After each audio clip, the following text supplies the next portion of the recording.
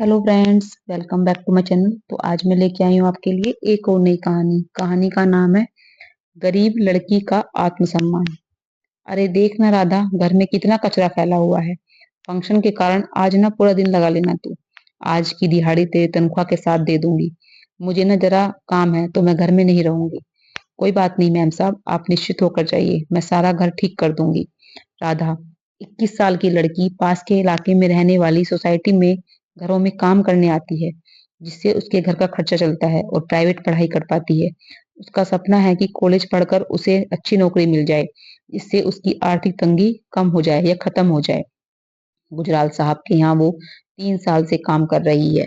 गुजराल साहब जहाँ दिल के अच्छे इंसान हैं, वहीं उनकी पत्नी थोड़ी गुस्से वाली। हालांकि सब ठीक है। अगले दिन जब राधा काम करने आती है तो गुजराल साहब की पत्नी पत्नी राधा को बुलाती है। गुजराल साहब भी वहीं बैठे होते हैं। और राधा, बेटी कैसी हो? घर पर सब ठीक है? गुजराल साहब ने अखबार पढ़ते हुए पूछा। जी साहब, सब ठीक है, आपका आशीर्वाद है। आप भी कौन सी बात लेकर बैठ गए हो? जो बात जरूरी है उसे करो। फालतू की बातों का मेरे पास टाइम नहीं है, गुजराल साहब की पत्नी गुस्से में तमतमाते हुए बोली।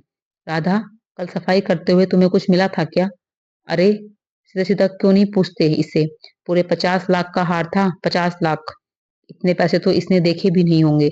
मुझे तो लगता है कि इसी ने चुराया होगा वो हार मेरा। नहीं नहीं मैम साहब, मुझे कोई हार नहीं मिला। कल सफाई करते हुए मैं सच कह रही हूँ। अगर मुझे मिलता तो मैं बता देती। अरे तुम लोगों का कोई भरोसा नहीं है। कोई चमचमाती चीज देखी नहीं कि नियत को फिसलने में समय नहीं लगता। मैं कह रही हूँ आपको कि पुलिस को फोन लगाएं।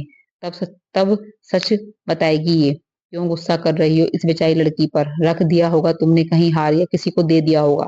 मिल जाएगा। आप तो चुप ही रहिए। आपने इसे प्यार से बात करके सर पर चढ़ा रखा है। आप फोन मत करिए, मैं ही लगाती हूँ फोन। पुलिस को अपने पर्स से निकाल कर नंबर लगाने लगती है, तब तक फोन बजने लगता है। हेलो मिसिस शर्मा, कैसी हैं आप? क्या कहा? हार आपके घर है? ओहो अच्छा, हाँ वो थोड़ा लूज हो रहा था तो गिर गया होगा गले से आपके घर। मैं तो कितनी परेशान हो गई थी इसे लेकर। हाँ आती हूँ आपके घर थोड़ी देर में। Thank you, bye. ऐसा कहकर गुजराल साहब की पत्नी फोन काट देती है। मैंने कहा था ना कि मिल जाएगा। बेवजह ही तुम राधा पर शक कर रही थी। कब से काम कर रही थी है कब से काम कर रही है हमारे घर? आज तक कोई गलती की है इसने? चलो अब माफी मांगो इससे, गुजराल साहब ने अखबार नीचे रखते हुए कहा। मगर उनकी पत्नी माफी मांगने की जगह वहां से गुस्से में चली जाती है। राधा भी बाद में अपने काम पर लग जाती है। राधा को आए दिन ऐसे इल्जामों से दो चार होना पड़ता है। अपने कामों को वो हमेशा से ईमानदारी से करती है, मगर उस पर हमेशा शक किया जाता है। गुजराल साहब अच्छे इंसान हैं से जानते थे, तो वो कुछ नहीं कहते थे, मगर उनकी पत्नी आए दिन कुछ ना कुछ जरूर कहती है।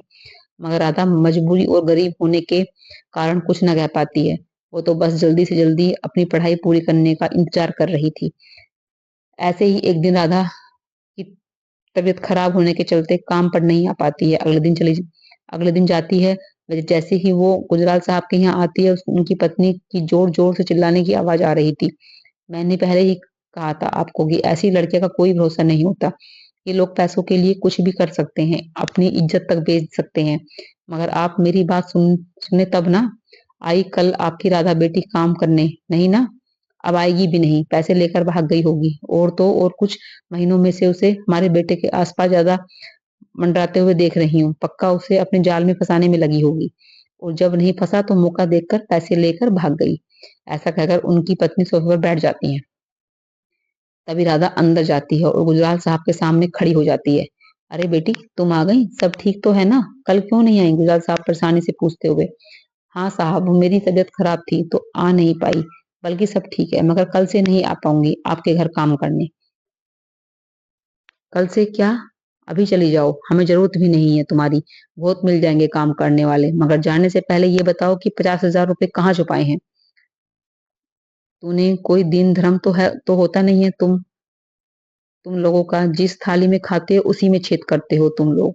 मैं कुछ कह नहीं रही, इसका मतलब ये नहीं है कि आप कुछ भी कहेंगी। हम गरीब जरूर हैं, मगर चोर या बदचलन नहीं, जैसा कि आप सोचती हैं। जरा आप अपने बेटे से ही पूछिए कि कहाँ है 50,000 रुपए। परसों जब मैं सफाई कर रही थी, सोफे पर खड़े हुए थे, तो आप और गुजराल साहब तो थे नहीं घर पर, तो मैंने उन्हें दे दिए थे। अपने घर पर नहीं ले गई थी। इतना तो हो ही जाता है घर पर कि दूसरों के घर से चोरी न करनी पड़े। रही बात जाल में फंसाने की, तो गुजराल साहब अच्छे से जानते हैं कि कौन किसको फंसा रहा था। नियत मेरी नहीं, आपके बेटे की खराब है। राधा गुस्से में बोली, ये तुम कैसी बातें कर रही हो मुझसे और मेरे बेटे के बारे में? मैम, गुस्सा आपको आता है, जानवरों को भी। गुस्सा सबको आता है, जानवरों को भी।